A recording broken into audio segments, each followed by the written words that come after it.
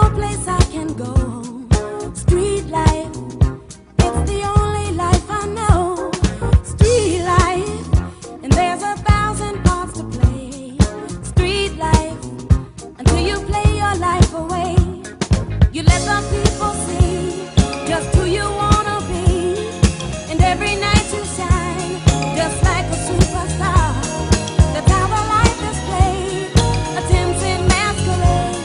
You dress, you walk, you talk, you're who you think you are. Street life, you can run away from time. Street life, for a nickel or a dime. Street life, but you better not get old. Street life, or you're gonna feel the cold. There's always love for sale, a grown-up fairy tale. Prince Charming always smiles behind a silver spoon. And if you keep it young, your song is always on. Your love will pay your way beneath the silver moon. Street life,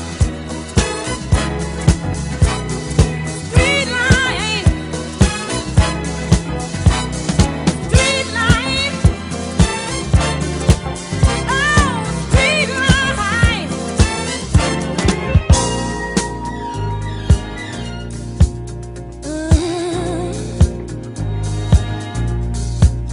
Yeah.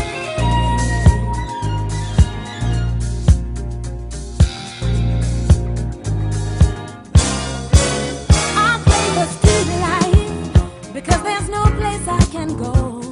Street life, it's the only life I know. Street life, there's 1,000 parts to play. Street life, until you play your life away. Oh! I play the street life because there's no place I can go. Street life, it's the only life I know. Street life, and there's 1,000 parts to play. Street life, until you play your life away.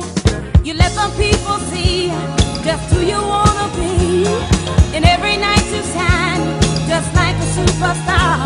That's how the life is played, a tempting masquerade.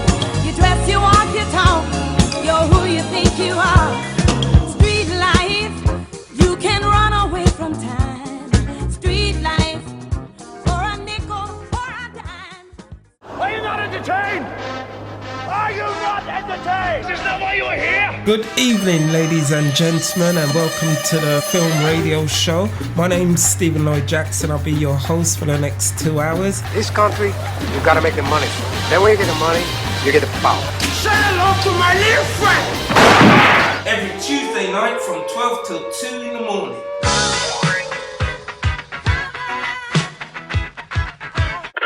I'm going deep, deep, deep, deep undercover. All the gin joints in all the towns in all the world. She walks into mine. I'm funny how? I mean funny like I'm a clown, I amuse you? What do you think, this is the army where you shoot them a mile away? You gotta get up close like this, bada bing, you blow their brains all over your nice Ivy League suit. The S.O. Jackson Radio Show. On topfm.net.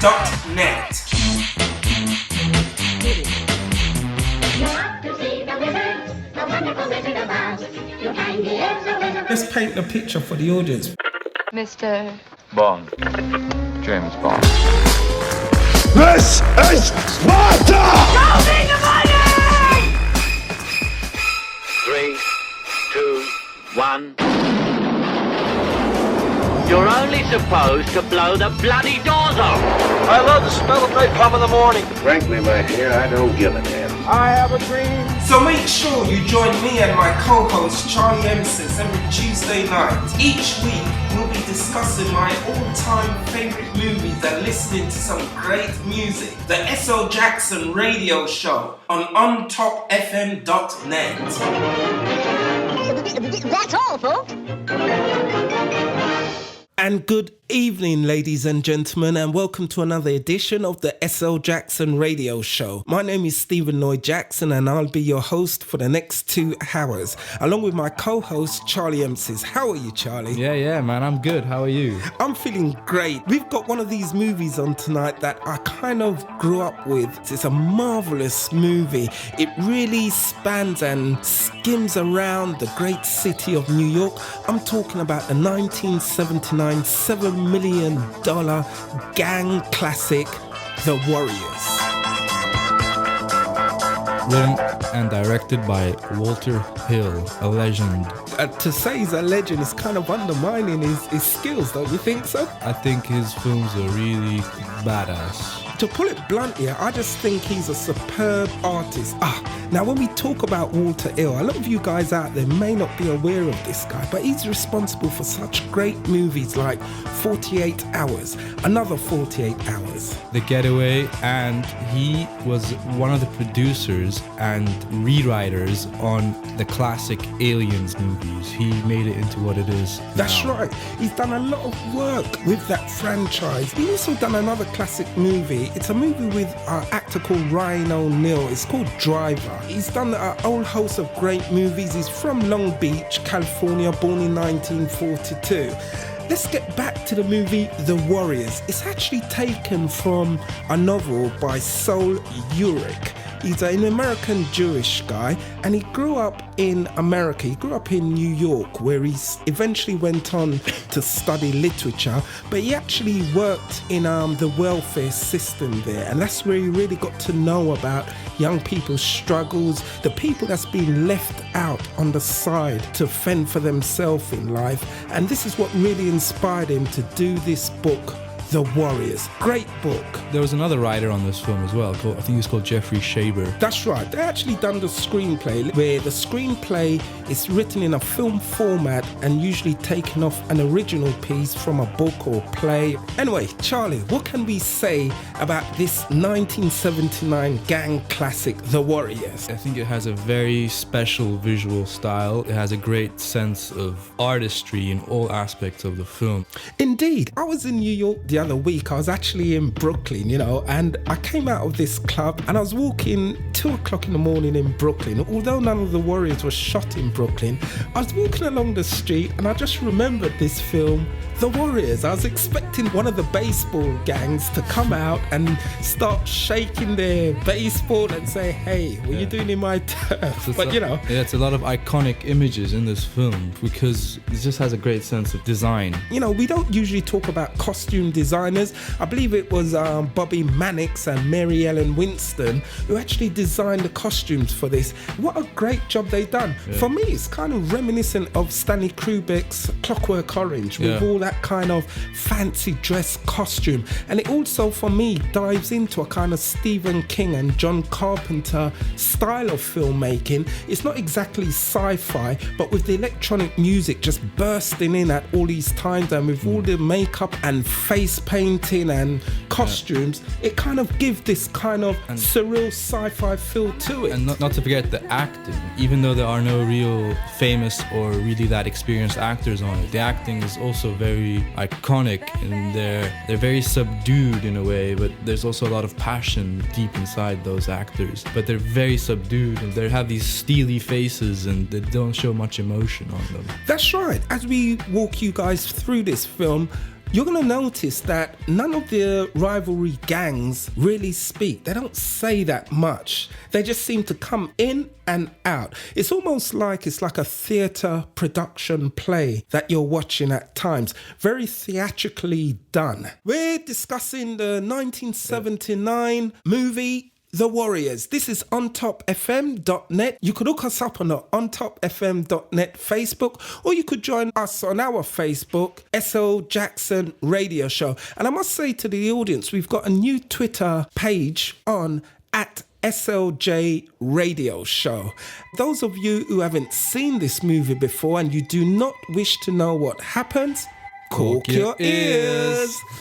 Well, there are two versions of the film. There's the original theatrical version and there's the new director's cut. The only difference is in the director's cut, it's updated with some comic book stuff. But in this version, we'll talk about the original cut. On this version that we're looking at, the film actually opens up at night time, and more than 3/4 of the film is at night. Only the end of the film, that's where we have daylight, sunrise. Yeah, in the early morning. Walter Hill, what has he given us? He's given us something quite marvelous here. The story isn't really intricate, there's no issues which we have to solve, or, it's not a big deal. It's a very simple story. The movie follows a gang of 9 guys, the Warriors gang of Coney Island, as they head up to the Bronx for a big meeting. Now, the meeting was called by Cyrus, who is the leader of the biggest gang in the city, as he wants to create a 60,000 strong gang which can overpower the police. Under a truce, 9 members from each gang in the city attend the meeting where Cyrus begins his speech. Yeah, the big gangs in the city. And obviously we are following the Warriors. They're our protagonists. And they're a mix of Anglo-American, Italian-Americans, and African-Americans. That's right. But did you know at first, Walter Hill, he actually wanted it to be an all-black gang, an all-African-American gang. But discussions with the studio and with the other producer involved, Lawrence Gordon, they decided on making it a kind of mixed gang, all-racial gang. But anyway, it works superbly because we're not thrown into the race issue, which could otherwise take away the substance of this film, what it's about and what it's supposed to mean. And incidentally, when this film opened up, there were a lot of problems at cinemas. They had to change the poster design because a lot of gangs, they actually took this serious at the time that they could actually run New York, run America, their gangs, if they all pulled together. So they had to tame things down a bit. In the opening sequence, we see all these gangs heading their way up to the Bronx. Yeah, it's the last stop on Bronx by Pelham Park. I think that's where the meeting takes place. And that's about like 30 stops from where our Warriors are in Coney Island. That's right. They show an array of gangs. They show the top hats. They show gangs like the Baseball Furies. They show an array of these gangs, and they intercut it with the Warriors being quite apprehensive about this meeting. The leader of the Warriors, his name is Cleon. He's an African American, and it actually starts with him kind of interviewing his gang members and telling them what he expects and stuff like that. Now Cyrus don't want anybody packed, and he don't want anybody flexing any muscle. So I gave him my word that the Warriors would uphold the truce. He actually chose 8 more members of the Warriors. The Warriors is originally a 120 strong gang membership, but he actually chose 8 people. Yeah. Not all 8 of them were muscle. He chose some for the brains. For example, he chose a guy called Rembrandt. And Rembrandt's job was just to do the markings on everywhere they go. He armed himself with a red spray tin, and he sprayed the Warriors' logos everywhere they went. It's a W. That's right. They call it the markings. And of course there is his lieutenant. His lieutenant. And this is Swan. We ain't even been to the Bronx before. No sweat. This conclave is gonna be a real big item. Every gang in the city's gonna be there. It's interesting. Swan's played by Michael Beck, and I say it's interesting because the director and the producers at the time, they didn't want to use no known actors. Robert De Niro was considered for a part. Sigourney Weaver considered to play the part of Mercy, who was played by Deborah Van Valkenburg. You want to say her name? Deborah Van Valkenburg. Valkenburg, okay. Which they found Deborah Van Valkenburg to play the part, exactly. It's the opening title sequence. We're going through different stations north of Coney Island, through Manhattan, through New York. The Warriors, they're talking about this meeting up at Pelham Park in the Bronx, and we're seeing all these gangs. There's hundreds of gangs, making their way to this big meeting. There's a big sense of anticipation. And as I said earlier, each of the gang members, they're talking to Cleon. He's the leader. So the gang members, who have we got? We've got Cleon, the leader. Then we've got Swan, Ajax, Snow, Cochise, Cowboy, Rembrandt, Vermin, Mercy, a prostitute. She joins them afterwards, which we're going to go into some detail with. I don't think she's a prostitute. I think she's just a bit of a whore. Well, same can you say difference, same difference, but different Do you have to semantics. pay her? Now, everybody says that Cyrus is the one and only.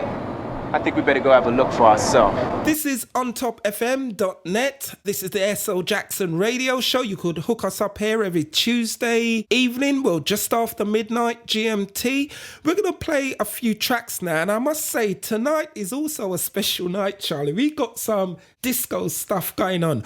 All the tracks we're playing tonight is from the 1979 era, and you know what that means. That means some hardcore disco music going on. We'll meet you on the other side of this. Freak out! in the house. Say she, freak out. Freak out. Let's freak.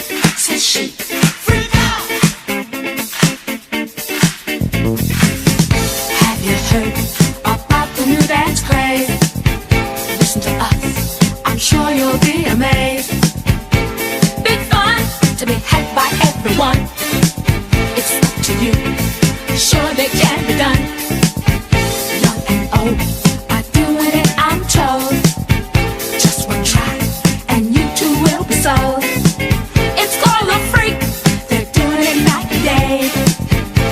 Allow us, we'll show you the way. Freak out, you freak, say she, freak out. All that pressure got you down, has your head spinning all around. Feel the rhythm, chant the rhyme. Come on along and have a real good time. Like the days of stomping as a boy. Now we're free. Oh, what a joy! Just come on down to 54. Find a spot out on the floor. Freak out, le freak, say she, freak out. Now freak.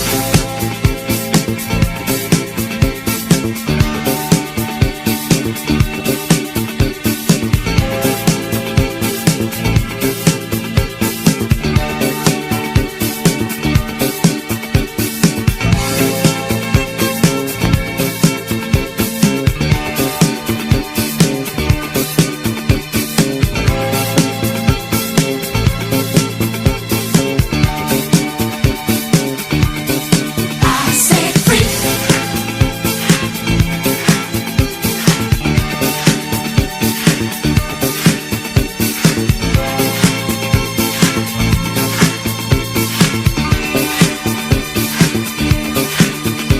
Now freak.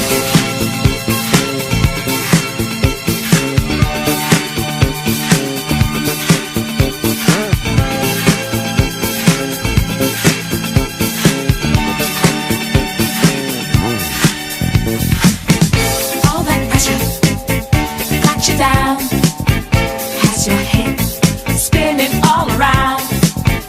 Feel the rhythm, chant the rhyme. Come on along and have a real good time.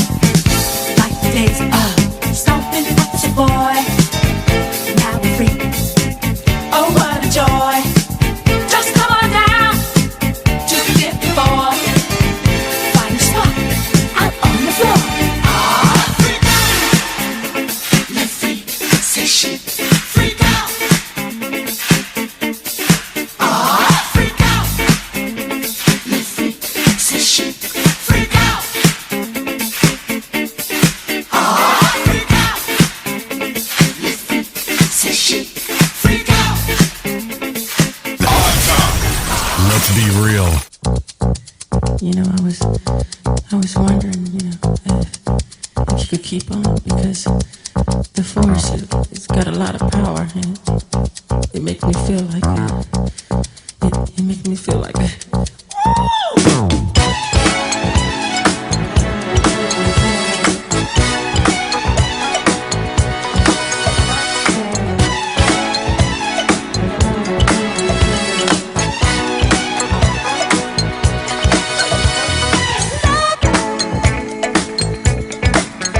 Just a feeling now.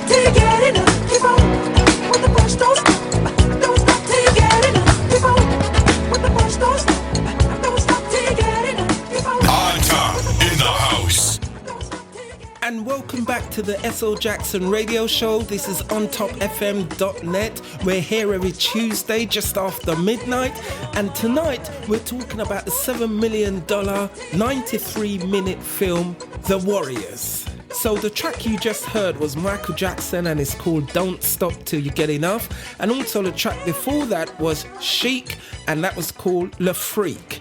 So Charlie, what could you say about The Warriors? It's a 1979 movie written and directed by Walter Hill, also written by Jeffrey Shaber. It's about the gang culture in the 70s in New York City. Not forget one of the producers, I must say, Lawrence Gordon. He's an action movie kind of specialist. He's produced like the Die Hard franchise, 48 Hours, Hellboy and Predator, Lara Croft and The Watchmen, which is a fantastic comic movie which we're going to be doing in a few weeks' time. Yeah. The Warriors, a gang called the Riffs, that's led by a gang leader by the name of Cyrus. And he's called on all the gangs in New York to come to a meeting at the Riverside Park. Finally, hundreds of people have assembled to this park and he's giving a speech. But just 9 people from each gang, and the rules are that no one can be packing a gun, a firearm basically. And so he comes on stage and he has this magnificent presence and his voice is booming across the park. I say the future is ours!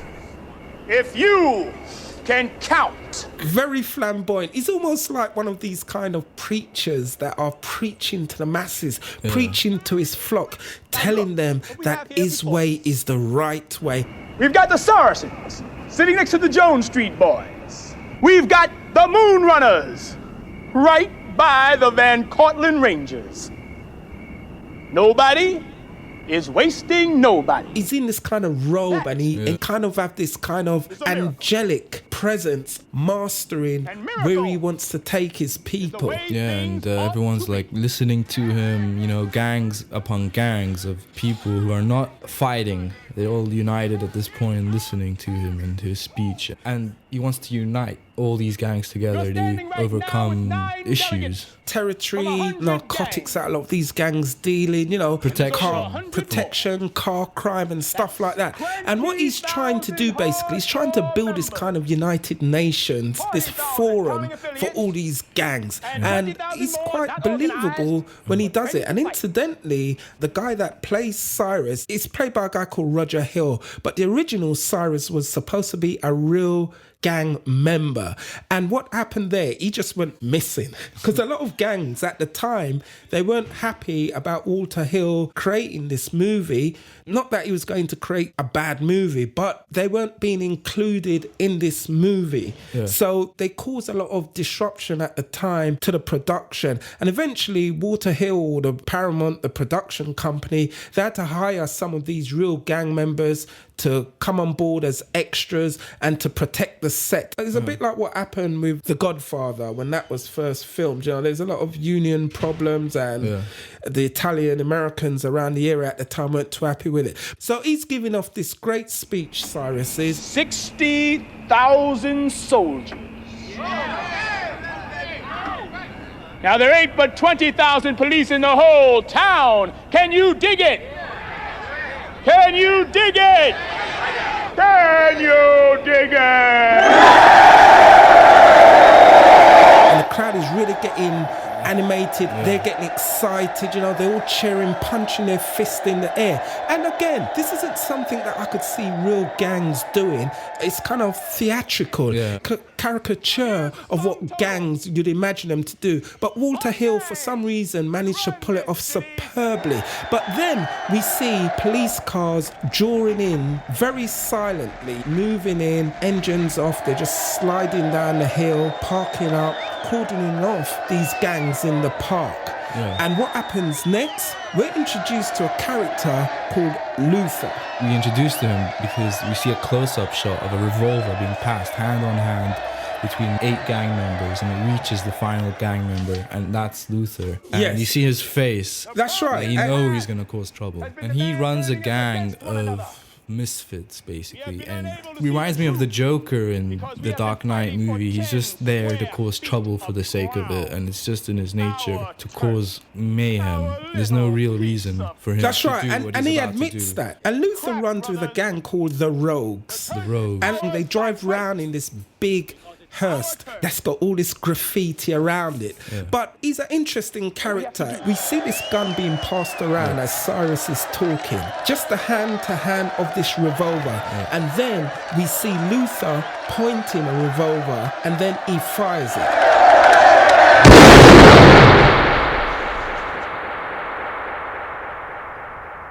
Bang! Cyrus is down. Yeah, the One slow- shot slow and he's motion. down. Mayhem, the cops turn on their buzzers. One of the gang members of the Warriors, in this surreal moment, spots that it's Luther that shot the guy. He sees it. Luther's laughing. That with is his- Fox. That's Fox who spots Fox Luther. spots him, and then Luther sees that Fox has spotted him, and he tries to shoot him because obviously he's going to spread the word. And then the police lights come on. There's chaos. Everyone's trying to find a way out, trying to avoid getting beaten up by the police and sent to prison. So the Warriors, they're all ganged up together, and they find this fence. They break through the fence. They actually punch through the fence. I like seeing the guys just punching that fence. They must have some rock hard knuckles. Yeah. But who's left behind? Cleon is left behind because Cleon sees Cyrus as his kind of father figure or godlike mentor. So as soon as Cyrus is shot, Cleon goes over to the body. Cyrus is surrounded with some of his bodyguards. They're all dressed in red. They're all African American, this gang is as well. So he goes over them to see if he's okay. We got Luther. Luther's still around, and Luther says in this kind of voice, it was the Warriors. The Warriors shot Cyrus. There he is! That's him! That's the warrior! He shot Cyrus! He made you crazy. I didn't do nothing. Because he knows the Warriors saw him. Yeah, that's right. So he wants to blame the Warriors, Yeah, I love the way they have those moments. Yeah, Luther, he's trying to convince the bodyguards, it was him who done it. And he lunges himself at Cleon. Now, Cleon, he knows how to handle himself, so he fights Luther off. Another member of the Rogues of Luther's gang come forward to attack, and he fights him off, and he fights another one off. And then, eventually, we've got Cyrus's gang, the Riffs, all lay in to Cleon. And the way they do it is kind of like flies around one main object, and he's done, he's gone. But we never explicitly hear anyone say he's dead. We just know he's probably dead. So in the meantime, we've got the Warriors. They kick in a fence and they break through the police cordon, and they make their way out into the Riverside Park. They just run in these situations when you've got large crowds, you hear a gunshot or you hear something, you just run. You just want to run for the first exit. So much mayhem in that area where Cyrus was shot. We even see this really wide shot of hundreds of people running around getting caught by police. It's a great shot. I mean, you would never get that sort of scenes made in films nowadays. It would be done by CGI. The Warriors, they come to this graveyard that's incorporated in the park. It's probably an old graveyard. So we've got this kind of little standoff within the gang. We've got this vacuum for leadership now. And Swan, he kind of takes it upon himself to lead the gang back home, back to Coney Island. Well, they say he's the chief, so he's the second in command, and now the command goes to him because the first in command has been taken out. That's right, but we got this character called Ajax. He's not too happy about that decision. I only got one question. Who named you leader? I got as much right to take over as you. It was Cleon's choice, Swan's war chief. He's kind of squaring up to Swan. Ajax, he's one of the muscles in the gang.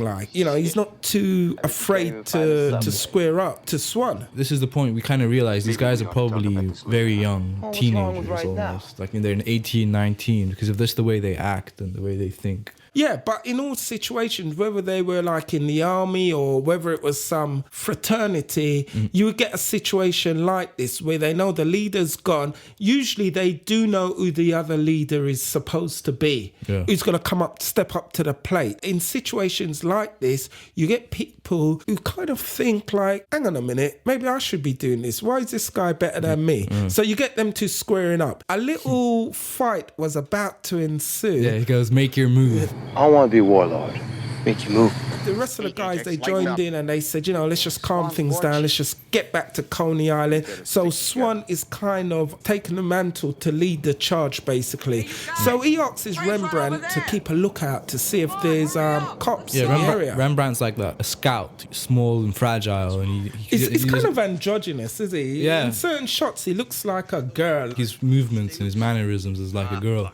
So he doesn't do any of the fighting, really. He's just a scout. Cleon, the guy that was just killed, he chose an eclectic assortment of gang members to come with him because he knew anything could kick off, you know. So he wanted people who could get out of problems, who could use their head as well as use their muscle. We're then introduced to the second in command of the Riffs. We see an elevator, this industrial type elevator in a warehouse, come down, and there's 3 black guys with sunglasses slowly walking towards this large group of assembled gang members. And on the wall you can see they're called the Riffs. It's very ceremonial. They're in this kind of big warehouse, and now the new leader is a guy called Messiah. Maasai, which is I think based on the Kenyan tribe. Possibly. And it's now after Cyrus's death, Messiah takes over the leader of the Riffs and speaks to the rest of the gang, asking them for more information on the Warriors, because obviously word got out to say the Warriors was involved in this. And he says he wants them alive if possible, but if you gotta waste them, you waste them. I want them all. I want all the warriors. I want them alive if possible, if not wasted. But I want them. So he puts out the word now to all the gang fraternities throughout New York that we need the Warriors. Now, this scene is interesting because we come to... The character here is just called DJ, and she's an African-American woman, but all you see of her is just her beautiful lips talking into a microphone and this red background. And now and then, they pan over to the other equipment in the studio. You see the reel-to-reel playing, and you also see a stylist playing on the record. Now, stylist, for those young people who don't really know what it is, it's what we used to play records on back in the day, a record player or a turntable, and the thin needle that would cut into the grooves of the record and give out the sound. So we got a lot of close-ups with that, and she talks in this very sexy but strong voice. She kind of narrates the scenes on the Warriors throughout the movie. Yeah, and she gets sent out a message with a song, because I think it's a pirate radio station. It says anyone who can get the Warriors, get them. That's right, but she doesn't actually say to kill them or whatever. She's a bit more diplomatic than that. This is the S.O. Jackson radio show. This is ontopfm.net. You could hook us up on Twitter at SLJ Radio Show or on Twitter at ontopfm.net. Visit the Facebook ontopfm.net and also visit our Facebook as well, S.O. Jackson Radio Show. We're going to go away. We're going to play another couple of great disco tracks for you, and we'll see you on the other side of this. Arta in the house. Oh yes, it's ladies' night, and the feeling's right. Oh yes, it's ladies' night. Oh what a night. Oh what a night. Oh yes, it's ladies' night, and the feeling's right. Oh yes, it's ladies' night. Oh what a night.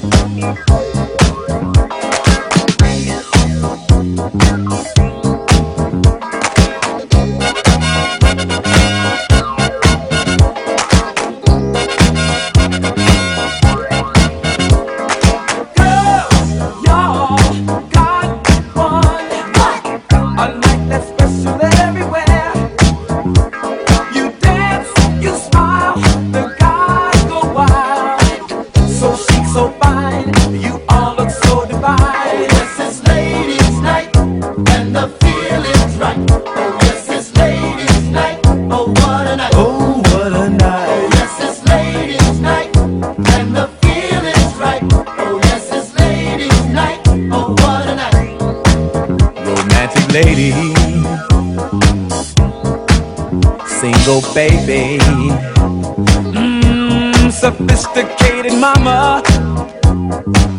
Come on, you disco lady, yeah, stay with me tonight, mama. Yeah. If you hear any noise, it's the boys and ladies night.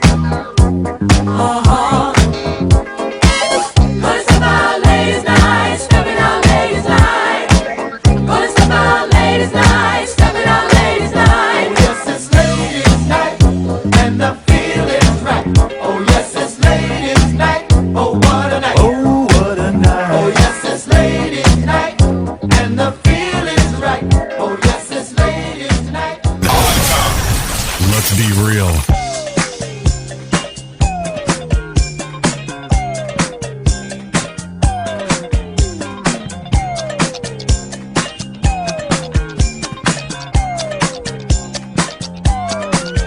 I'm glad you're home.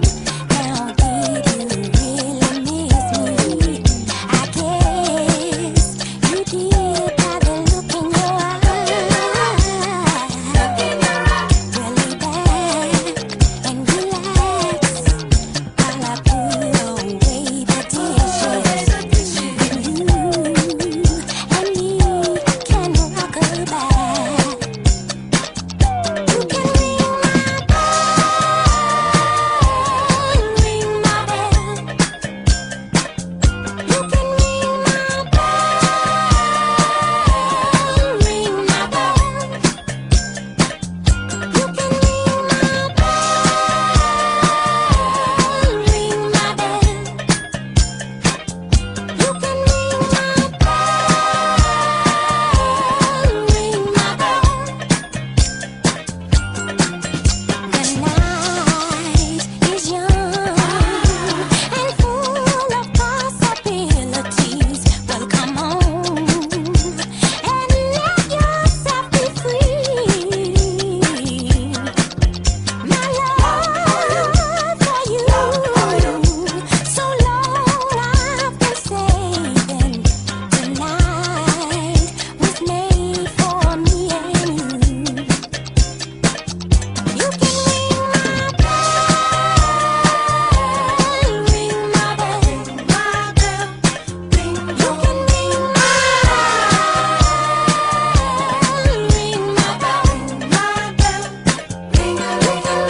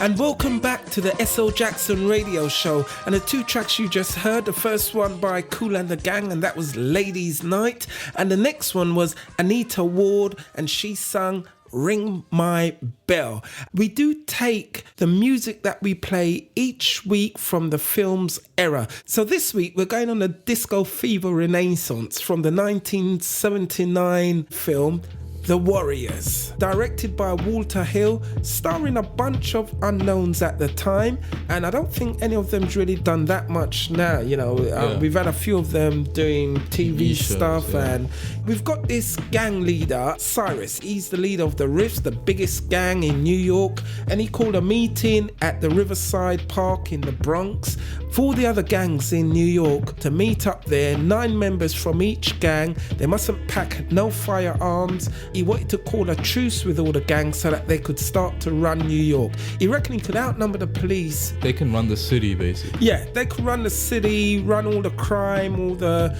protection rackets, they'll be untouchable. This gang leader, Cyrus, was assassinated, shot for no apparent reason by the Rogues gang leader, Luther. And Luther, he blamed it on the Warriors. Because one of the Warriors members saw him assassinate him, so he blamed it on the Warriors, and he did it really convincingly. And everyone's chasing them now. All the gangs are after them, and they're just trying to get back to Coney Island. They gotta get home, and they know they're at risk. That's right. So the first gangs they delve into on their way back home is a gang called the Turnbull ACs. They drive round in this school minibus, and there's a whole load of them. They're actually going through their territory, and the Warriors have to actually pass through about 8 or 9 different gangs' territories before they could get back to their home, which is in Coney Island. That's south, right? So they're up north in the Bronx, and they gotta get south. So they're going from north of New York to the south of New York. That's right. And they're gonna make it back, hopefully, by way of subway or railway. The subway runs 24 hours in New York. They don't have a car. They don't have taxi. They're ready to pick them up. They can't call a minicab. Yeah, they just gotta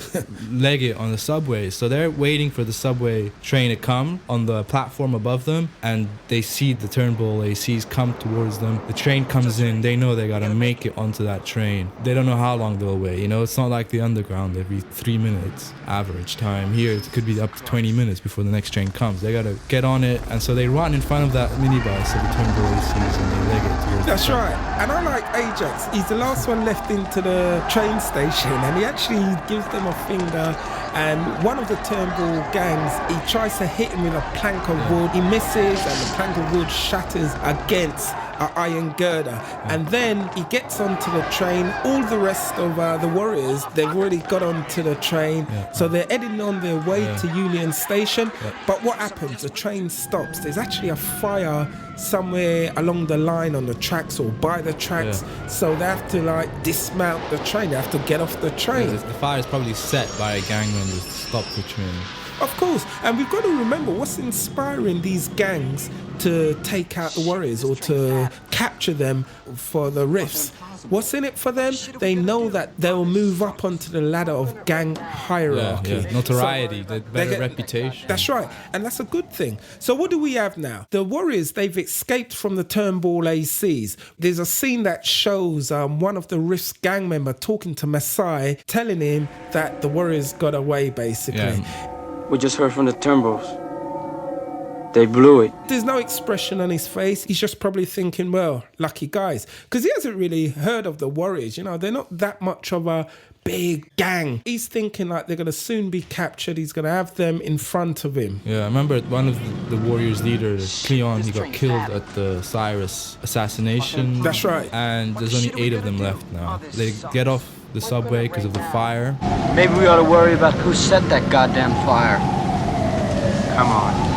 They have to walk through. I think they're still in the Bronx area. And so what we got? We got Luther. He's the leader of the Rogues. I'm not sure if he's the actual leader, because every now and then he's calling someone. He's calling his mentor or another leader who's probably sent Luther just for that meeting. So he's calling him and telling him what's happening, telling him how they're going to take out the Warriors, what they're going to do next. Soon as someone grabs them, the better.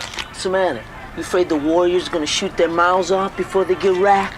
Yeah, right, I'm worried. I just don't want the Riffs down on my head. No sweat, they're looking for the Warriors, remember? we can do some looking too. And you know, they have a car so they can drive around everywhere, that hearse. They're at a convenience store now and they're just stealing stuff from it without paying for it. You know, I don't think they can make them look as bad as they already did with the assassination. They're real pieces of work. Indeed. They actually shot most of this in the night, Charlie, and for continuity purposes, they made sure the scenes, they wet the floors, because some nights it was raining, some nights it wasn't. So the director, Walter Hill, he just said, you know, let's just have the floors wet all the time. So they sprayed water on all the floors as much as possible. Now, we see them passing through the orphans' territory. What could you tell me about the orphans? The orphans, they don't really have a reputation. It's said in the film, they're like on a very low rung of the gang ladder. No one really knows them. You recognize them? Orphans. So far down, they ain't even on the map. Their reputation probably is that they're wimps, try-hard wannabe gang members, and they're led by this guy. He's got, I think he's got a lazy eye. I think he has a famous face because of this movie. Yeah, he's called Sully in the film. He's actually played by Paul Greco, actually. I don't know who he is, but the name just sounds famous. Yeah. But anyway, so he's played by a guy called Paul Greco. In the film, he's called Sully. He talks with Swan and Fox. Yeah, there's a standoff. And there's a standoff. Swan just kind of not pleads, he just said, listen, man, you know, we just want to pass through. Invading our territory. No permits, no parlay. We're not invading. And I'm parlaying right now. We ain't gonna make no trouble. We're just back from the meeting in Riverside. And Sully says, what meeting? How come we didn't hear about this? He kind of says, well, you know, it was for all the top gangs. How could this be a big meeting if the orphans wasn't there? And after one of Sully's lieutenants, he tells him to come over and he gives him a newspaper clipping. It's just like a local paper. Old article, probably. It's probably about 20 years old. And he's been showing everybody, look, we're in the paper. We're somebody, man. We caused some trouble and we were in the papers and they're bragging. And you got Swan and Fox, one of the warriors. They're like rolling their eyes at each other while they're talking to them. That's they're right. Like, oh yeah, you guys are really hard. You're really hard. And they're kind of winking at each other, trying to suck up to them so that they would let them go through their territory unharmed. And they're like pretending to be impressed by their reputation and how hard they are. It's really funny. There's nothing wrong with you making it through our territory as long as you're coming in peace. But what happens next, though? We're introduced to this girl. Let me see if you could remember that. Who are we introduced to? Deborah Van Valkenburg? No, who are we introduced to? Mercy. No, who are we introduced to? We're introduced to Trouble. Trouble, yeah. You know what that is, don't you? Yeah. Trouble. You're right, though. We're introduced to Mercy, played by Deborah Van Valkenburg, and she kind of pops out. She's got like this skimpy pink top on with this flowery dress. No bra. So she's wearing pink, right? The orphans, they're wearing these like army green, olive oil green shirt, and she's wearing pink. And as I said earlier, they were going to get Sigourney Weaver to play this part, but she impressed the producers and the director Walter Hill so much that they gave her the part. She's also an unknown, pretty girl. She looks a bit, where did you say she was from? She looks mixed. She looks a bit like this actress that's very well known now. She looks like Rosario Dawson. That's right, Rosario Dawson from 25th Hour, and she was in a recent Danny Boyle film, Trance. Yeah. Yeah, that's right. Yeah. She kind of resembles her. And she is Trouble, basically. So Sully agrees to, like, let them pass through the patch. Yeah, she comes in, but she tries to stir trouble up. She tries to stir it up because you can see she's bored with the orphans gang. You know, they haven't got a reputation, they haven't got a name. She needs action. And she says to Sully, you know, you're going to let these guys walk through, you know, at least don't let them wear their shirts, their colours. Are you just going to let an army walk through here anytime they feel like it? How's it going to look? So the Warriors, basically, they all wear this leather waistcoat with the Warriors written at the back of it with a logo. Incidentally, that was designed by a real Hells Angels gang member in prison. Or she advises Sully, or she kind of tells him to take that off. Take your colors off, you can walk through. We don't do that. It's just our mark, it don't mean we're at war. You go as civilians, okay? You go as soldiers, I gotta come down on you. Now take off your colors. You know, Swan says, no, we're not taking it off. Yeah, and then Sully runs off, basically, in order to get back up. So these guys just start to walk on. I think she's curious about the warriors, and she follows them as they're walking off. And they grab her from behind. They sort of discuss what they're gonna do with her. But she seems really eager to stick with this new group that she's found. That's right. When you watch a movie like this, you've got to suspend somewhat of belief, because there's a few points with this character, for me personally, that I would say, you know, it doesn't blend right with the zeitgeist of gang culture in society. And this is where I think the theatrical science fiction element comes into the film. Yeah. So we kind of got this caricature character of this kind of pretty superhero vixen joining the gang, if that makes sense. That's why in the Ultimate Director's Cut version, they have these comic book transitions of the stylized, cel-shaded look to the film. It's because I think the directors realized he wants you to look at the film in a certain way, like it is a comic book or a piece of theater. And incidentally, something happens with her actually on set. She actually does end up hurt on set twice. She needed stitches at one point. And later on in the film, we're going to see that she's got a jacket on, and Swan's character actually asks her about the jacket, and really it was just to cover up her bandages that from the injuries that happened to her on set. Yeah. But anyway, in the film it comes across like a policeman gave her a jacket. Yeah, she actually said she stole it. Yeah. But anyway, so we got Sully. He's got reinforcements. He's cornered off the warriors, along with Mercy, who's now on their side of the street. Yeah, and I love what he says here. He goes, "See, warriors, you see what happens? You see what you make me do? You see what you get, warriors? You see what you get when you mess with the orphans?" And he actually, it's iconic. He's waving a knife as he's doing it. Yeah. And what happens? Swan just coolly rips off a piece of cloth from Mercy's skirt. I think it's Rembrandt, is it? He gives in a Molotov cocktail. This is like a bottle filled with gasoline. It's kind of like a bomb, actually. And he ties it round the neck of the bottle, and he lights it, and he throws it at a nearby parked car. And the car explodes and bursts into flames, taking out one or two of the orphans gangs, and the warriors, they just leg it to the station. The orphans, they're taken out of the picture. And now Mercy's running with them. She's like, what am I doing with you guys? I don't even live in Coney Island. It's clear that there's going to be a relationship with her and maybe Swan. They've subtly taken a liking for each other. That's right, but on my research of the film, there was supposed to be a relationship with Mercy and Fox, the character of Fox. The script got changed because Walter Hill, he actually preferred the Swan character to have the romance in the film rather than the Fox character. And Fox was played by Thomas G. Waits. He wasn't too happy with that decision, so he only lasted 8 weeks on the shoot. They had to kill him off, as you're going to see soon. They had to actually use a stunt double because I think he probably got fired from the set by then, or he left the set, so they used a stunt double. We're going to show that soon. And then we hear that the DJ. The DJ again, because the attack from the orphans failed on the warriors. So again, we get an update. Masai gets updated by one of his guys. That's right. So each time when the warriors make it through someone's territory, we get the DJ, the lady with the luscious lips, coming on. We're gonna have to do better out there.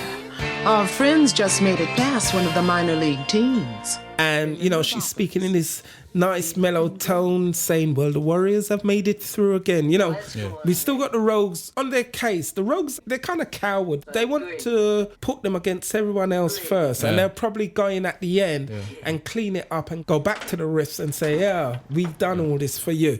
This is the S.O. Jackson radio show. This is ontopfm.net. And we're going to go away, play a couple of tunes, and we're going to come back after that. On top in the house. On top in the house.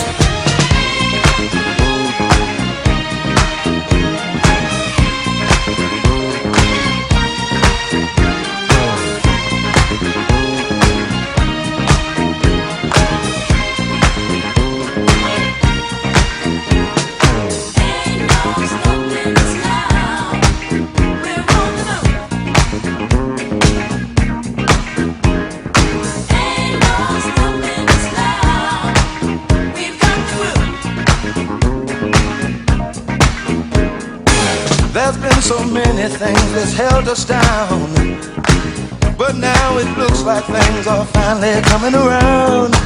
I know we've got a long, long way to go, and where we'll end up, I don't know.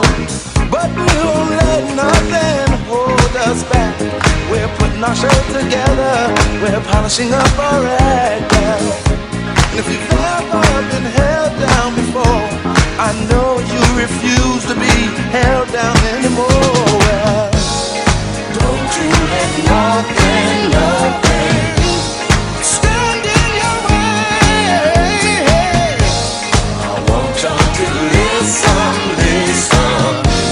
to every word I say, every word I say. Ain't no stopping us now. We're on the move. Ain't no stopping us now. We got the groove. Ain't no stopping us now. I know. Ain't no stopping us now. We got the groove. We got it. I know you know someone that has a negative vibe. And if you're trying to make it, they only push you aside.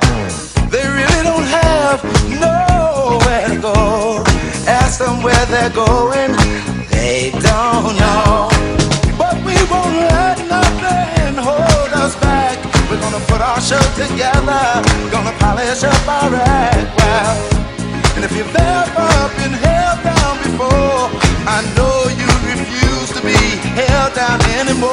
Well, don't you let nothing stand in your way.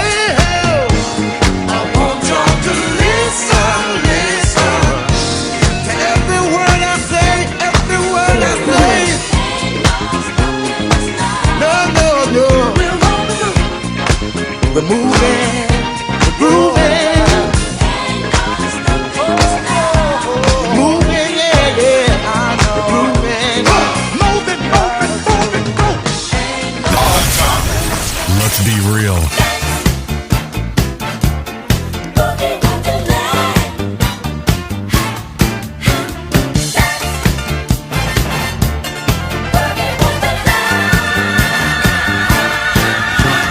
Midnight creeps so slowly into hearts of men who need more than they get. Daylight deals so bad to a woman who has made too many bets. The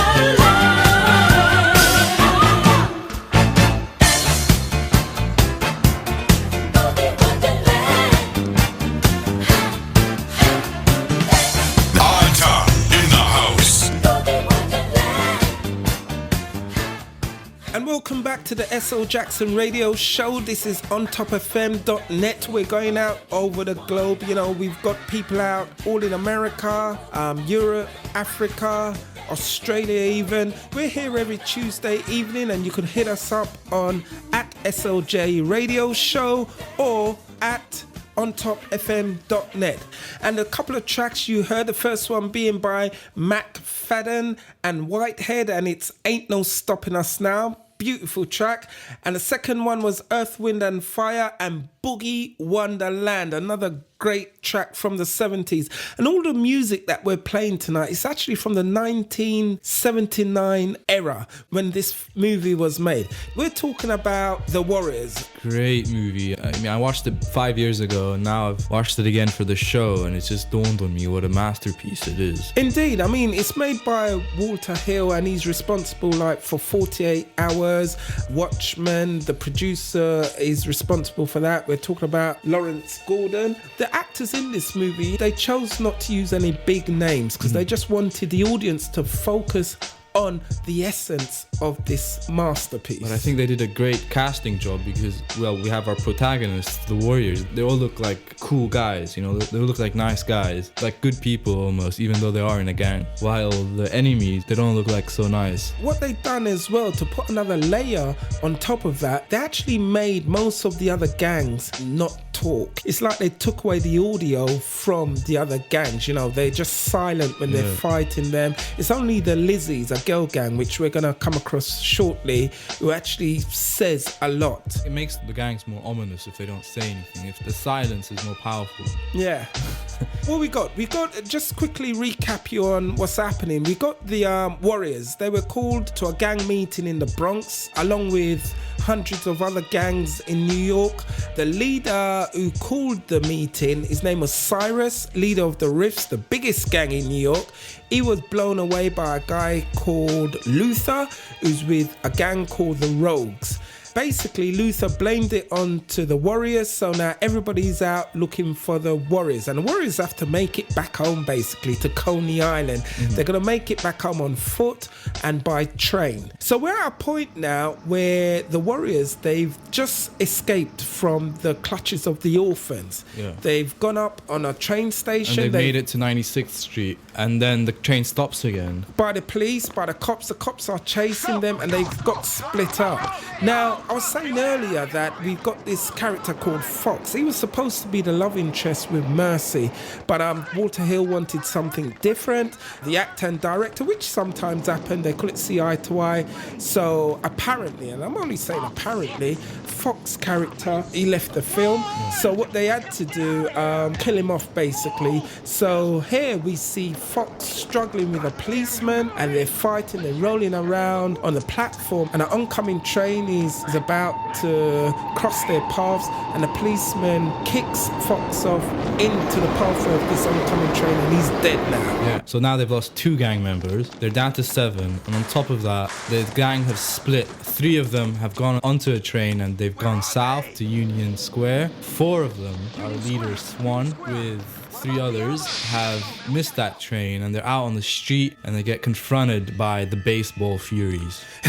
I like the Baseball Furies. For me, they've got the best outfit. If you saw them on the street, you just say, what the heck is that? I was thinking of their history as well. Like, what makes them dress up in the tattered baseball clothes and baseball bats and all this makeup? Well, apparently, I think it's either Walter Hill or Lawrence Gordon. They were big New York baseball fans, so they dressed them in their uniform, and that's it basically. And they wanted to create, as I said, a bit of theatrical costumery around them. If me and you were making this movie and we said, now what should this gang be like? You really got to rack your head to say, oh, I don't know. I mean, you're a Man U supporter, I'm Arsenal, so you may say, oh, put them in one of those kits. You say, yeah, that's a good idea. You know what I mean? Yeah, the New York Yankees. And they're just chasing these 4 guys, our heroes. 2 of them split off from the pack, 2 of the 4 heroes. They go into the darkness and they go around the back. And they go around, of the baseball gang, so they attack them from behind. Yeah, so they got them as a sandwich, basically. You know, it's a chess move or a drafts move. Those of you who play board games. We've got Ajax. He's at the front. he handles himself very well. He is, after all, the muscle there. Yeah. So we got Ajax who they're chasing after. And he beats a guy up, he gets his baseball bat, and he's armed now. I'll shove that bat up your ass and turn you into a popsicle. And you got the two guys from behind. Swan. So you've got Ajax and Snow, the baseball gang, they surround them, you know, and they start to like knock them about a bit. Yeah, and I noticed in this film they're quite technically proficient on punching, kicking, swinging. That's right, yeah. They're not amateurs. I think they taught them well. They look like they are experienced in fights. Yeah. As a gang probably is. So the baseball gang, they knock out Snow, and it's just left with Ajax defending. But remember, we've got the two that turned around. That's Swan and another one. But before that, Ajax doesn't flinch. Yeah. He takes out one of the leaders, and then he's joined by Swan and another gang member. And they all kick some butt here. Yeah. You know, they really do. They really like lay into the baseball gang. And again, it's very theatrically done. I don't know, if I was directing this, I would say, no, I want it more violent, this and that. But this works. It works. It works, but it is softened up because I think they couldn't film it properly like the way they would nowadays with the special effects and the editing, because it was kind of, it's done softly. They don't really smack them in the skull with these baseball bats. You know, you don't see the damage you expect. Yeah, I mean, with due respect, it's kind of filmed like how we used to play fight when we're young, with sticks and say, you hit me there, and it's a very choreographed to the finer points. Yeah. And again, they handle them. They handle them and they get away from them. So we go back to DJ. Latest sports news off the street boppers. The baseball Furies dropped the ball. She's announcing that the Warriors got away again. People are starting to look up to these Warrior guys. You know, they've been through 3 or 4 territories now, and they've made it through unscathed. Okay, they lost Fox there, and if you notice, nothing said about Fox being lost. It's not even in the script. Yeah, I think it's weird because maybe they You know, don't have an emotional attachment to their gang member. No, I don't think it's that. I just basically think the Fox character, he fell out with the makers of the film. So they just said, you know, we're going to just shut him out of the film. You know, it's a message they're putting forward. We've got the other 3 members of the gang. They've made it to Union Square and 14th Street. And so they got off the train. They have to wait there for the rest of the gang to catch That's up right. with them. I believe it's Rembrandt, Vermin, and I forget the other one. They made it there. They met upon a group of women. They're really a gang, and they're called the Lizzies. They're obviously a gang. They're called the Lizzies. And I don't know. And they're chatting them up, and they say, the Lizzies say, yeah, come back to our place, you know, some drinks, you know, smoke, party, and whatever. And in a transitional moment, we cut back to the 4 gang members who just made it out of the fight with the baseball Furies. They all have baseball bats now, and they're walking in this park. Also, they come across trouble. There's a woman sitting on the bench, just smiling at them. She turns out to be an undercover cop, but in this film, we've got Ajax. He's got a weakness for women. He loves women so much that he says, you know, she's looking on me. I'm going to go back. I'm going to talk to that. And he tries it on with her, basically. The rest of the gang members say, come on, we can't mess around. They can't split up. And Swan takes the other 2 with him, and they leave him with the woman on the bench. And so he's talking to her, you know, and she's like giving him the come on, giving him the green light. Feeling all right, lady? Why don't you sit down? Keep me company. And after he jumps onto her and he says he likes it rough, he's struggling with her. She's saying, no, don't. He's struggling a bit. And then you hear this click sound. It's handcuffs going on to his wrist, and she handcuffed the other part of it onto a bench. And so he's there, and she just said, man, you're gone. He's struggling because he can't believe he's in this situation. You know, he didn't have to be in this situation, but he is. We cut back to the 3 guys walking away with the baseball bats, Swan and the leader. Yeah, that's Swan and Cowboy. They tell Swan, listen, let's go back and get him. And Swan goes ahead, and those 2 guys, they go back to Ajax, and they see him getting arrested. That's right. They see a bunch of cops around him. Yeah, there's like 2 cop cars, bunch of cops. 2 units around him, and he's been taken away. And what do you think she was there for? Why were they? No, they do that. Cops, they do that because if they've had like a high degree of rape in an area or molestation in the area with women, they would set a trap basically for, you know, predators. Like how they will trap car thieves. They will leave the window down, the keys in the car. There's actually a TV show like that. So he's being captured. That's the end of Ajax for the film. He's out of it. They've carted him away to jail, and so that's the end of it. So he's the 3rd gang member who's been taken out. There's only 6 of them left, and they're still isolated. You got the 3 guys in Union Square with the Lizzie's gang, and you got the now 3 guys still having to catch up with the guys at Union Square. That's right. And we're forgetting about Mercy, and she was with Fox when Fox got thrown onto the lines. So she's gonna meet up again with Swan. Remember, Swan has now split from Cowboy and I believe it's Coach Eyes, and so we got Cowboy and Coach Eyes who went back to meet or to rescue Ajax. So we've got 3 fragments of this fraternity now. We've got the 3 guys who's with the Lizzie's gang, we've got Swan on his own, and we've got Cowboy and Coach Eyes who's just seen their buddy being carted off by the cops. So Swan, he goes to the station, I think it's 92nd Street station, and then from out the blue we see Mercy come along now. And as I said before, she's wearing a jacket now because she was injured in an earlier fight. She was really injured in real life.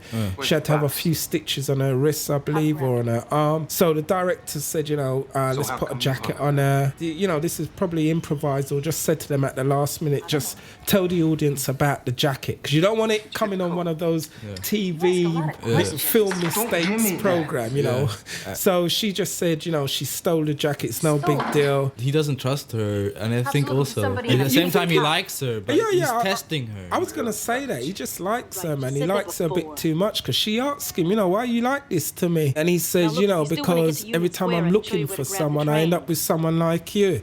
He's got a lot of attraction for her, but he's just disappointed in who she is and what she is. And I like when they go through the turnstile there, they go through together. And she's like, ooh, what's that in my bag? We're going to leave it there for now. This is the S.O. Jackson radio show. This is on topfm.net. We're going to come back after this. On top in the house.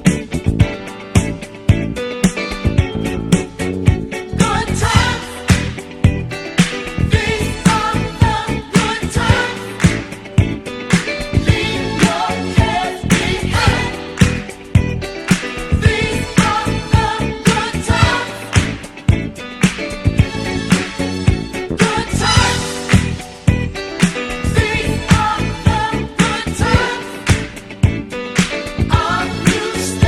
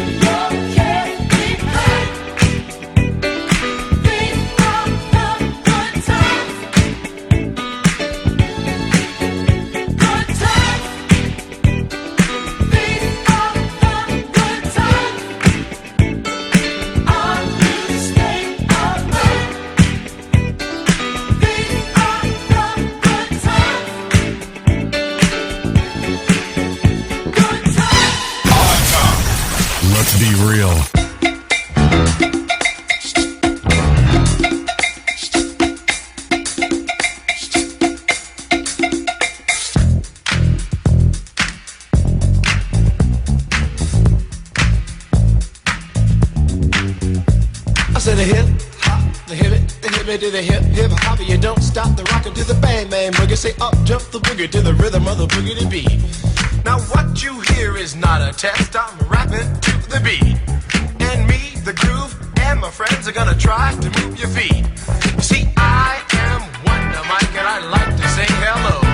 Up to the black, to the white, the red, and the brown, the purple, and yellow. But first, I gotta bang, bang, the boogie to the boogie. Say up, jump the boogie to the bang, bang, boogie. Let's rock. You don't stop, rock the rhythm that'll make your body rock. Well, so far you've heard my voice, but I brought two friends along. And next on the mic is my man Hank. Come on, Hank, sing that song. Check it out, I'm the CASN, the OVA, and the rest is FLY. You see, I go by the code of the doctor of the mix, and these reasons I'll tell you why. You see, I'm 6'1" and I'm tons of fun, and I dress to a T. You see, I got more clothes than Muhammad Ali, and I dress so viciously. I got bodyguards, I got two big guns, I definitely ain't the whack. I got a Lincoln Continental and a sunroof Cadillac. So after school, I take a dip in the pool, which is really on the wall.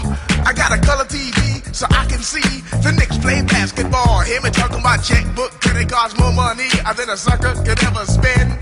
But I wouldn't give a sucker or a punk from the rock, not a dime till I made it again. Everybody go, hotel, motel, what you gonna do today? Cause I'm gonna get a fly girl, gonna get some spank and drive off in a death OJ. Everybody go, hotel, motel, holiday inn. You say if your girl starts acting up, then you take her friend. I'm Master G, my mellow is on you, so what you gonna do? Well, it's on and on and on and on and on. The beat don't stop until the break of dawn. I said a M-A-S, a T-E-R, a G with a double E. I said I go by the unforgettable name of the man they call a Master G. Well, my name is known all over the world by all the foxy ladies and the pretty girls. I'm going down in history as the baddest rapper that ever could be. Now I'm feeling the highs and you're feeling the lows. The beat starts getting into your toes. You start popping your fingers and stomping your feet and moving your body while you're sitting and you're sitting. Then damn, you start doing the freak. I said bam, right out of your seat. Then you throw your hands high in the air. You're rocking to the rhythm, shake your dairy air.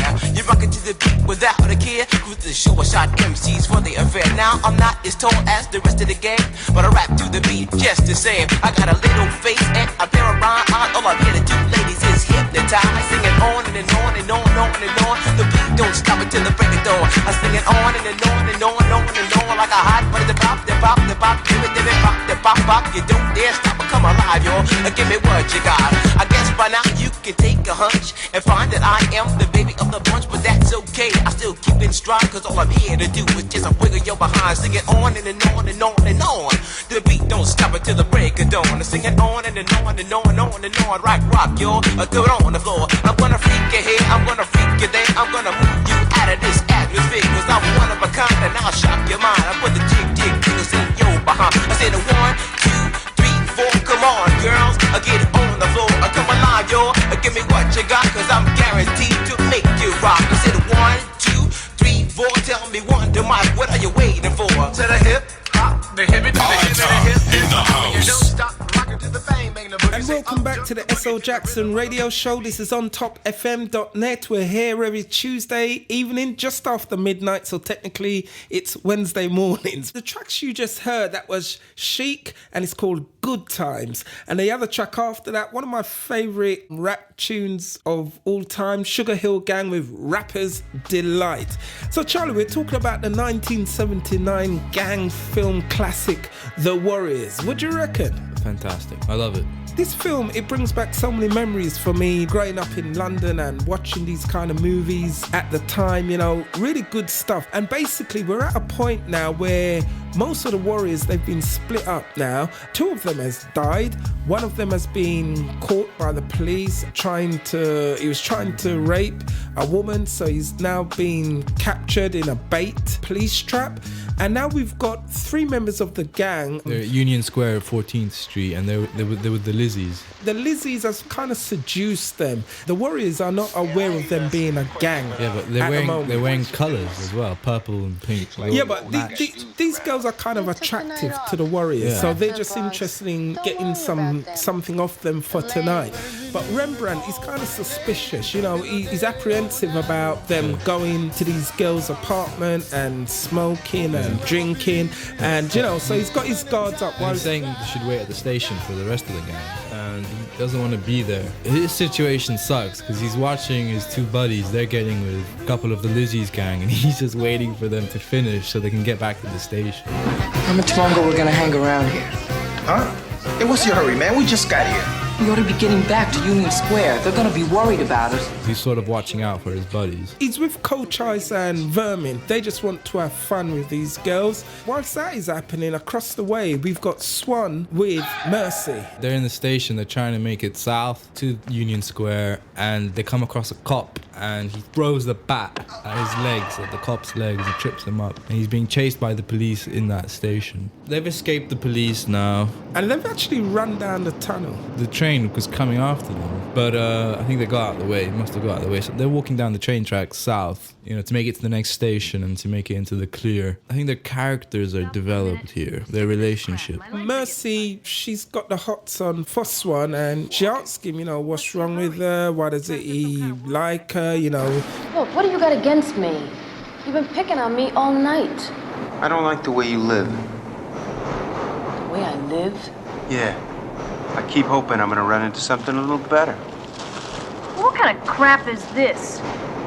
Who are you? You ain't any better than me. She's asking if, you know, they could make out there and then, like, I don't know if it's a gang thing or whatever, but, you know, I find it peculiar, to say the least. This is a quite touching moment compared to the rest of the film, actually. Yeah, I think they just wanted to bring in this kind of romance into it, and this physical kind of romance into the movie. Yeah. So anyway, they make out for a bit. It's done against the backdrop of a train going by.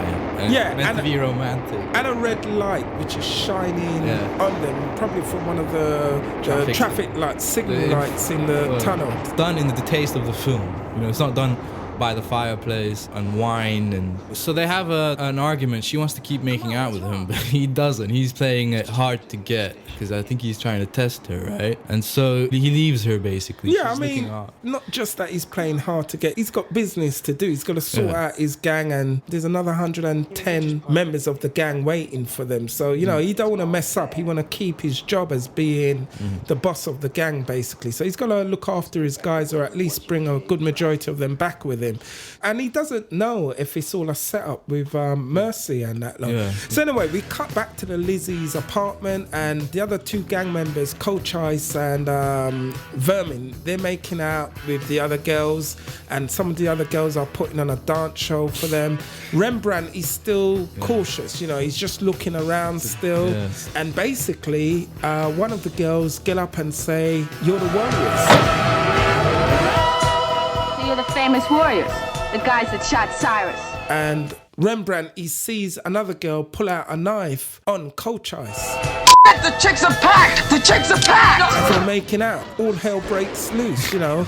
Another gang member girl from the Lizzie, she pulls out a revolver. She's a bad shot, I must say. It's so funny, man. She shoots like 8 bullets and every single one misses. Going bang, bang, you know. And at the end, when they escape, she's like, damn, man. All of them go, oh, shut you missed. You know? You know what I mean? So it's What a interesting, joke. like, the way that happens is like, you know, 1 minute you're partying, you're having a good time, and the next minute, you know, these girls go like, they go like mad on you, like, you know, pulling out guns, knives on you, and whatever. It's you know. believable how they miss, you know, they're not experienced, probably.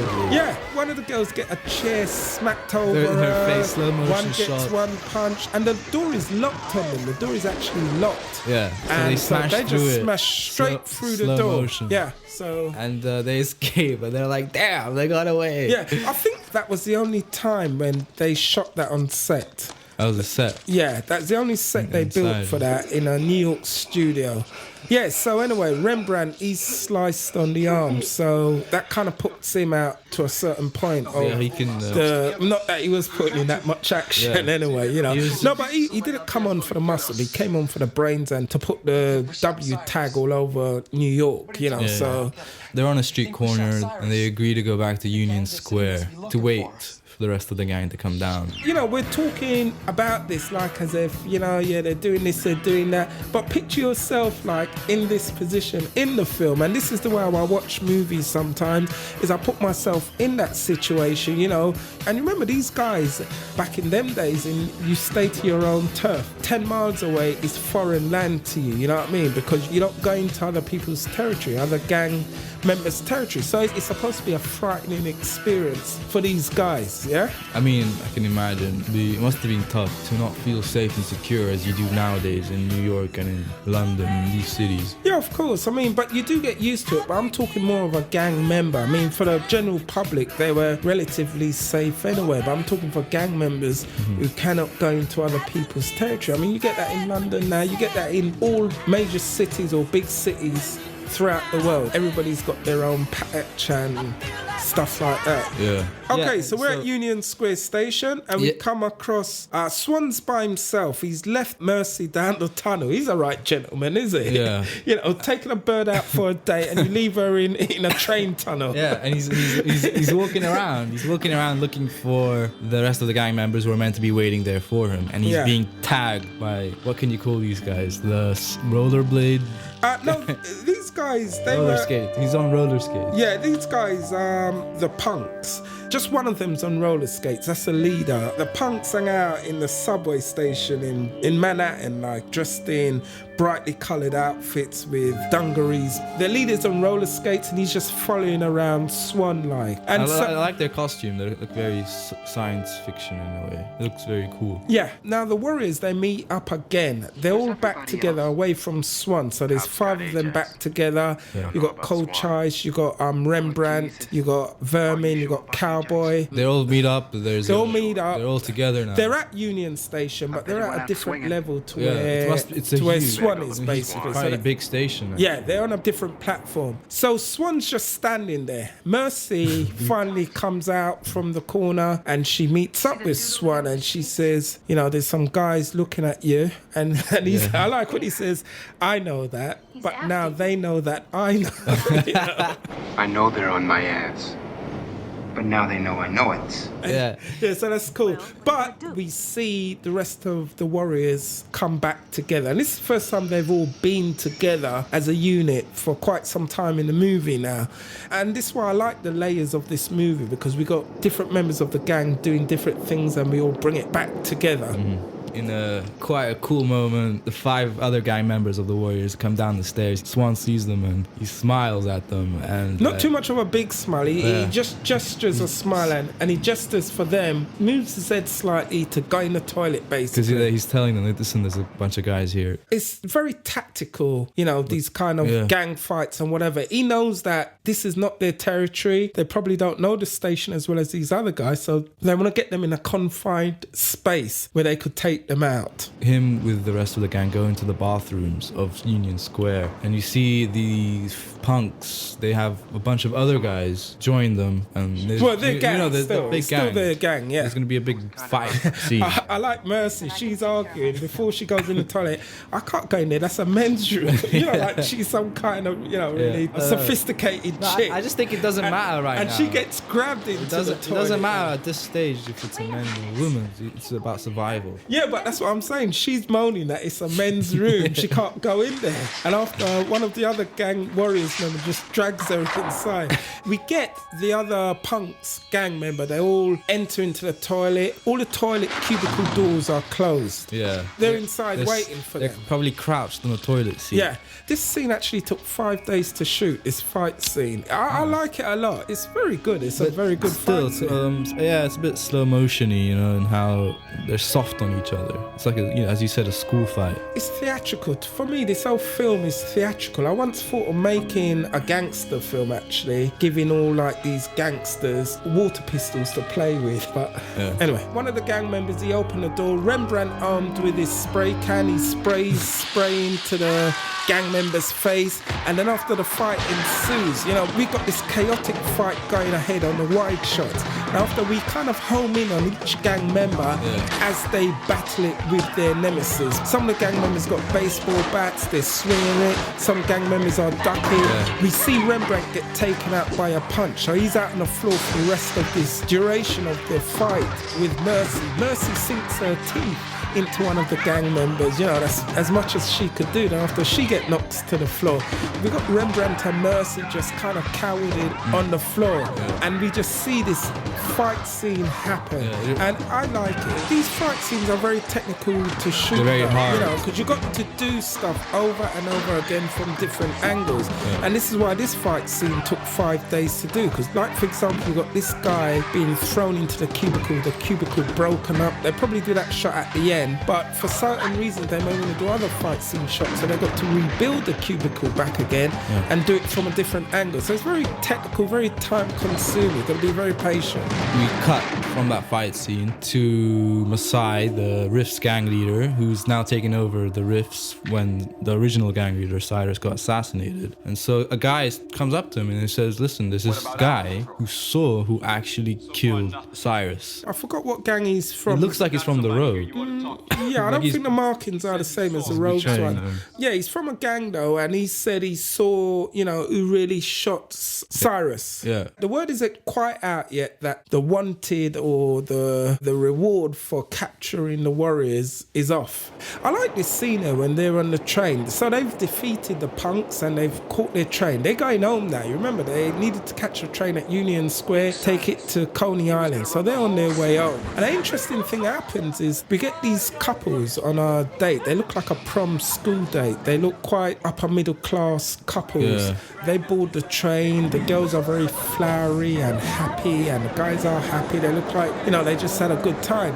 And we see Swan, he's sitting with Mercy. They're both sitting opposite these two couples, you know. They're like toffs. Yeah, tough. Yeah, they're like tough, right? Upper middle class kids, New York kids. Privileged. They're privileged. It looks like a school prom, the way they're dressed with a flower around the wrist and, you know, the fancy suits and the fancy dresses. And you can just tell what Mercy's thinking. She's like, you know, they're lucky, or they're lucky to have that sort of life. That's right. And you can see what these toughs, as you call them, are thinking as well, you know, because the camera slowly pans down onto Mercy's leg. It's a point of view shot from one of the females or one of the couples, and you see her legs all dirty, her toenails all dirty and everything, and they're just looking down on this couple. And that's when Mercy, she goes to fix her hair. She goes to do her hair and flick it back. It's a natural thing that women do, you know, if they feel they're being stared at, you know, you're looking at my hair, so you're trying to fix it. And Swan just gently takes her arm away as if to say, don't do that. Who are they? They know better than us. They leave the train. The couples leave the train. Before embarking though, one of the tough girls, she drops a tough bouquet and before they exit onto the train. And that's going to be a little motif towards the end. And then the sun comes up and they're in Coney Island now, and I like what Swan says here. He says, oh, so this is what we've come back to, you know, this crap hole. This is what we fought all night to get back to. all this fighting, and all we've come back to is this place. And Coney Island's famous for the amusement park. That's right. The Wonder Wheel. That's right. And they show that iconic Wonder Wheel there. You know, they've reached, and this is the first time in this version of the film where you got daylight. It's actually sunrise, you got the daylight, and that's it. Okay, this is ontopfm.net. This is the SL Jackson Radio Show. Remember, you could hook us up on @SLJ Radio Show. That's on our Twitter.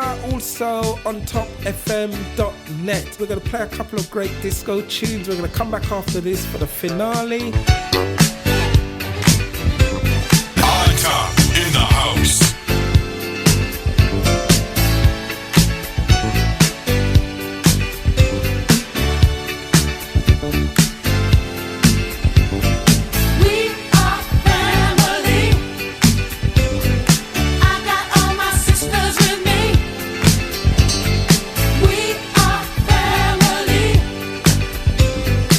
Everybody say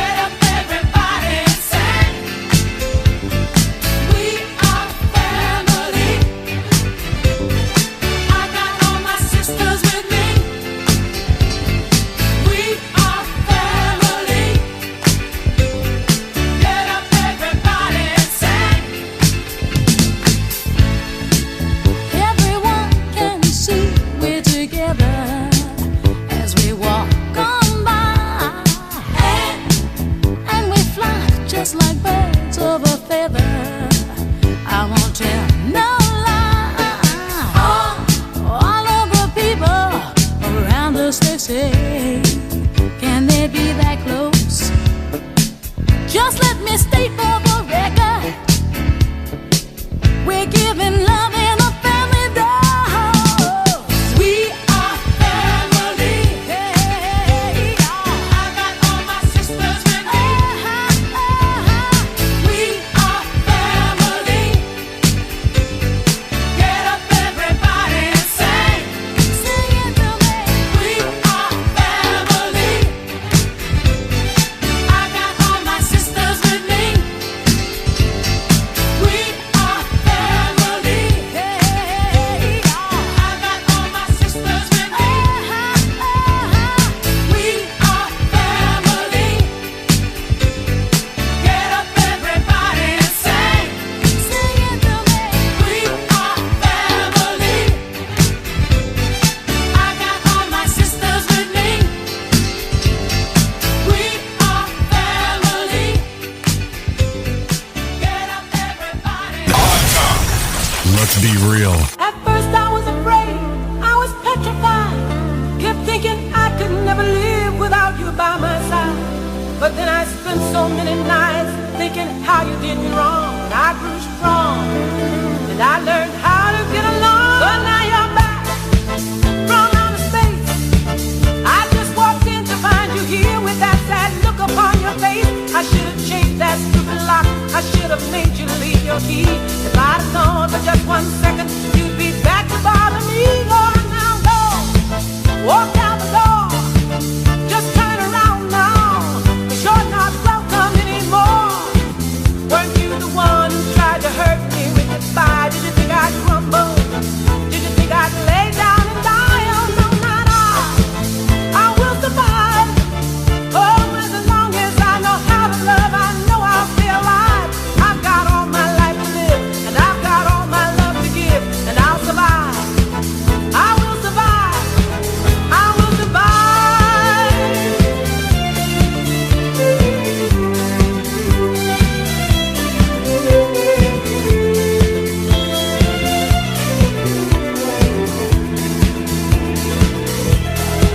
Only the Lord could give me strength not to fall apart. Though I tried hard to mend the pieces of my broken heart.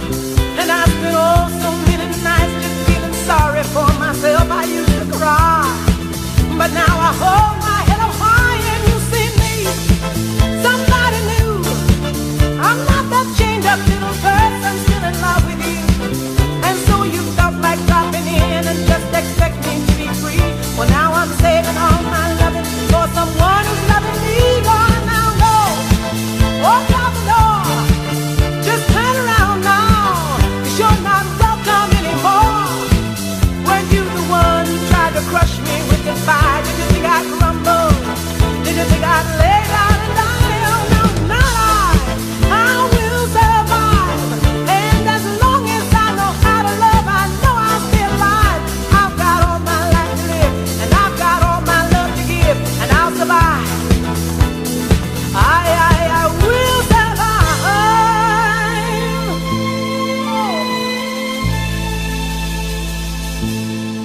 Oh, now go, walk out the door. Just turn around now, 'cause you're not welcome anymore. Weren't you the one who tried to crush me with goodbye? Did you think I'd crumble? Did you think I'd lay down and die? No, no, not I will survive. And as long as I know how to love, I know I'll stay alive. I've got all my life to live, and I've got all my love to give, and I'll survive.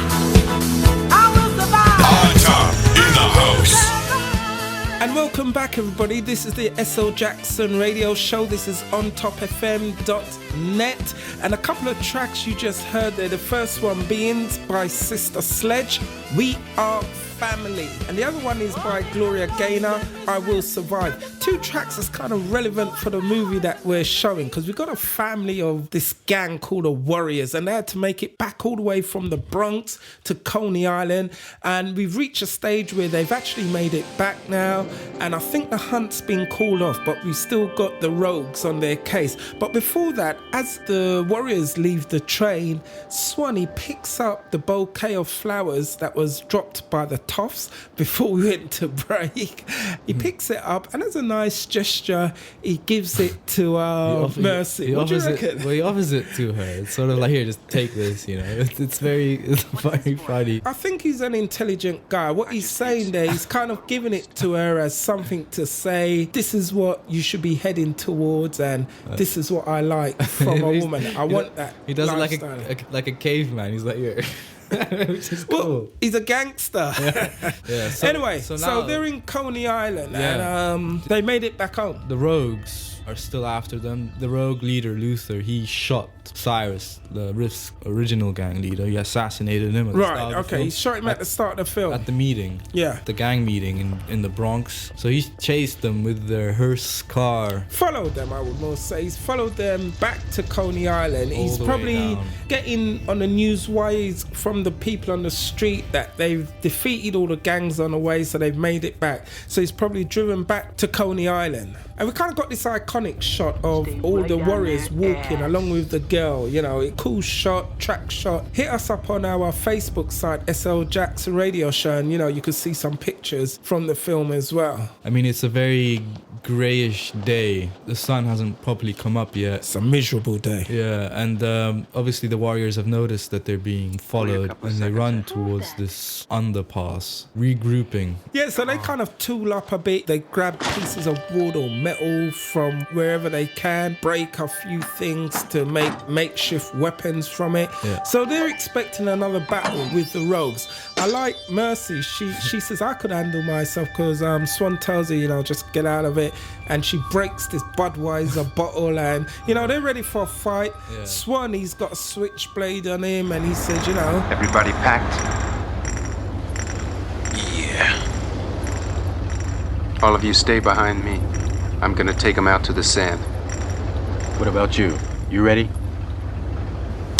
I'm going to take out this guy. So he wants to bring them, kind of lure them onto the beach front. Now, this is his turf. So obviously there's a reason why he wants them in the open. He wants them on the beach front where he wants to do battle. The beach front, it sort of serves as a metaphor for what the story is sort of based on, this Greek army in the Persian Empire battle against the odds. So the beach front is the home of the Greek soldiers who they're representing. And so then we see Luther, the leader of the rogues, taps 3 bottles in his fingers. That's right. He's got 3 beer bottles or lemonade bottles clasped over 3 fingers on one hand, and he's tapping and he's singing this iconic Warriors thing. Warriors come out to play, yay. Warriors come out to play, yay. He sings it in a very mad, crazy, neurotic way. Yeah. And incidentally, that's the start of one of my favourite hip-hop tunes, Flavor in Your Ear by Craig and Mack, where he starts his record like that. Warriors come out to play, yay. Swan, puts the knife, he tucks it in his belt at the back of him. As I said, he's going to lure them out onto the beachfront. The Rogues got 9 members, so it'll be 9 on 6. And remember that the Rogues leader, Luther, he's got a revolver with him. He's got his pistol. He's got a gun, basically. So he's actually packing. Yeah, so he walks up to the beachfront, posing. Great composition, great camera work. For the film, great acting. You got this battle going on where, like, back in the day, it would have been with all the horses and all the great armies just lining up on the beach to do battle. And Swan gestures out to the sea as if to get the gods on his side, and he looks back at Luther. They're going to do battle now. He just wanted it to be one-on-one. Then Luther brings out a gun to a knife fight. Luther attempts to shoot Swan, but Swan quickly draws his knife from the back. He throws it in a curved way, so it kind of swings round and it pierces and sticks into his arm. Into Luther's arm as he gets a shot off. You're dead. Swan!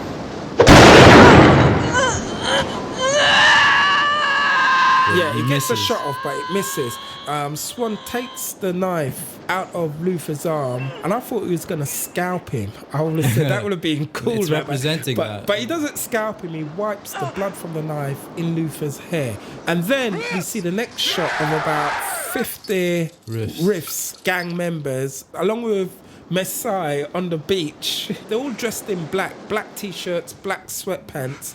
And they come over, they got hockey sticks, baseball bats, and you think they're going to kill the Warriors, just do away with the Warriors. But then we realise the Warriors have been vindicated. They've been found innocent of the slaying of Cyrus. You still looking for us? We found what we're looking for. No. It wasn't us. It was them. The Warriors.